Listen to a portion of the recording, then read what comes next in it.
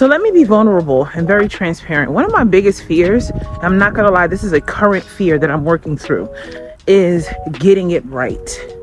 I have been so afraid for so long, not all the time, not most of my life, but recently, definitely probably in the last 5 years or so, where when you've disappointed yourself, maybe your children and anybody else multiple times, you start to develop, if you're not careful, this fear of getting it wrong. And when you allow for this fear to take over, it keeps you stuck because now you're afraid to do anything. You get so afraid that you become undecisive. You become, indecisive? But I woke up one morning and God said to me, and I mean this like a couple of days ago, he said, Melanie, you have to be decided. And I said, okay, decided in what, right? I'm still looking for the answer.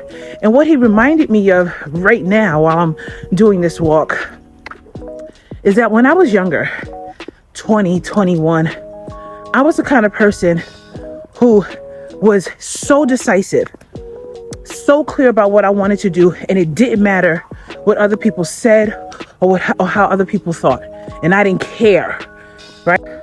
Because I had the attitude of just do it, right? I would jump head first. I would just go.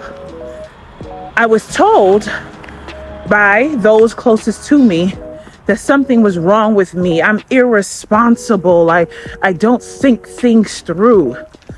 And what I allowed, and I'm not blaming them, I'm actually blaming myself, because what I allowed to take root in my soul, in my system, in my heart, was maybe not the stripping away, but definitely the growing of weeds. The growing of weeds that try to choke out the good fruit. I allowed for myself to forget that I can trust all that God has formed me to be because he formed me. And he knew that I would be a person who makes quick decisions, because in life, you need people to be decided and not hold on and wait 10 years to make a decision. And so, why am I even sharing this? Because I realize a lot of the times why we get stuck, why we end up in a place of limbo, why we live in the land of delay, the reason why we're stuck is because we're indecisive. We are so afraid of making the wrong decision that we don't make a decision at all, and we wait for life to happen to us. Let me add a nugget to this. Well, another nugget. Let me give you a different perspective of responsibility. What I've realized is that being responsible doesn't always look like the picture the world projects to us on a regular basis. Responsibility comes with being decisive. You have to be clear in your thinking. You have to be clear in your decision. And even if you don't know all of the steps, you have to make a decision. This is how I heard somebody say it, and I fully agree. Do we not trust that God is so God that he can't correct us along the way? Listen, if you do make a decision that may not be the best, and obviously we're not talking about extreme situations like, drug overdose or doing something harmful. We're talking about good decisions, right?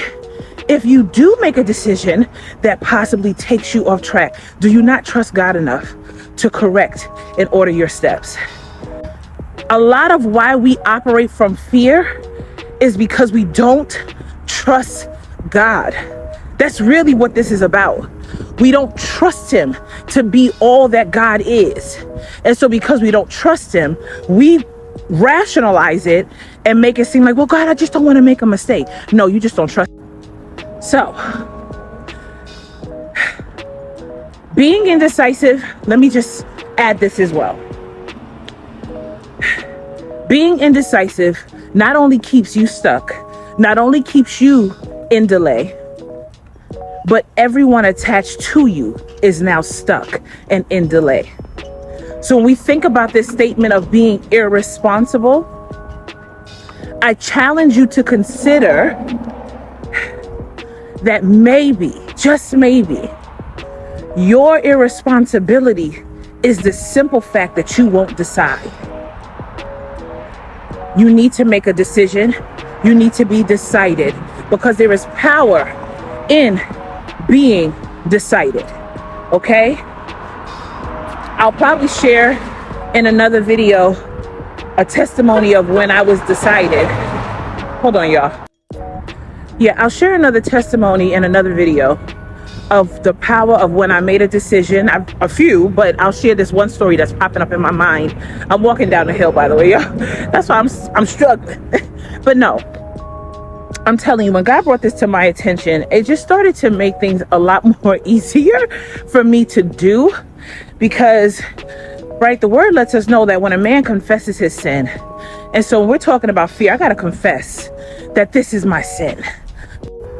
So yeah, it's like, am I confessing it to you guys? No, not necessarily. I've already confessed my sin, right? Because I'm like, Lord, what is it? What's the thing that's holding me back? And he just continues to reveal what's already in my heart and how I've been behaving. And I've allowed the spirit of fear, even though God has not given that to me. He hasn't given that to you, right? The word says God has not given us a spirit of fear, but the spirit of peace, love, and a sound mind. And I love that scripture, because God is not just saying it's these ideas that he's giving to you. It says a spirit. So you get to embody peace, love, and a sound mind. And when you have a sound mind, you are decisive, not because you have all the answers, not because all the ducks are in a row, and not because all the T's are crossed and the I's are dotted, but because you trust him. You trust what his word says. You trust that what he's put on the inside of you was good, right? His formation of you was good. This is the lesson. Does it make sense to you? I really hope that you guys are getting what I'm saying. Like I said, I'll put it in another video, my testimony, so stay tuned for that. And remember, when you come to my page, like, comment, and subscribe. Follow the YouTube channel. Be a part of this growth, because, yeah, this is what transformation looks like, y'all.